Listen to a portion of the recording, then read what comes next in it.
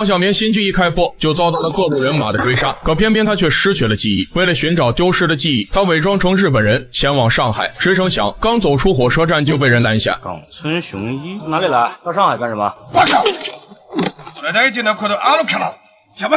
原以为能扯虎皮做大旗，谁料下一秒他就意外发现街边的商贩正在监视自己，于是他立马加快脚步离开。可窗户的反光却告诉他，监视的商贩没有跟过来，来的是一群带着斧头的混混。可他根本想不起自己是谁，在上海又是个什么身份，怎么一下火车就被一帮人追杀？为了查明事情的真相，他借着人群的掩护，快速躲进了一旁的巷子。就在对方分开寻找时，他猛地将其中一人给制服。你认识为什么要跟踪我？可对方并没有给出他想要的答案，而是谎称自己只是顺路。可顺路能顺一路，绝不是巧合。见被拆穿，对方当即也就不装了。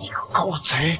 全给多尔出去！很显然，对方将他当成了汉奸，可他失忆后展现出的能力，又怎么会是一个汉奸那么简单呢？随着路边大妈的一声大喊，他想要快速离开的计划也就泡了汤。一时间，混混和周围的日本宪兵全都闻讯赶来，眼看对方开枪动了真格，他只能快速翻身进了服装店。而就在日本人以为能够瓮中捉鳖时，他早已通过窗户逃之夭夭。此时已经若无其事地坐上了电车，可眼下他毫无目的，根本不知该前往何处。让他始料未及的是，看着周围陌生的环境，他却突然有种熟悉感，似乎自己小的时候就经常出入这里。看着眼前这栋房子，他突然猛地一惊，这和自己手里的拼图一模一样，而这拼图是他失忆前留下的唯一线索，或许这里能找到更多有关于自己的信息。可一进屋，他就发现了日本人的封条，显然日本人也参与了此次事件。看着一片狼藉的房间，他的脑海里浮现出日本宪兵翻找屋子的画面。很显然，对方是想找什么东西，既然还贴着封条，说明对方无功而返。而这间屋子是一个自称九爷的商人所有，在现场他发现了一个袋子，上面印着瑞金医药的字样。难道是这个九爷和医药公司有什么关联？日本人究竟想要找些什么，又和自己有什么关联？在仔细查找后，他推开了书架后的暗门，很快他便发现这里有着和他手里相同的拼图。看来这里的确是拼图指引的地方，可究竟是要找什么呢？就在他冥思苦想之际，脑海中突然闪过一个画面，他正拿着枪对准一个老头，可老头眼里没有丝毫恐惧，反而是让他去找一把钥匙。难道钥匙就藏在屋里？可找遍所有角落，他却什么都没有发现。就在他没有头绪之时，头顶的吊灯突然熄灭，似乎又让他想起了什么。人开了灯，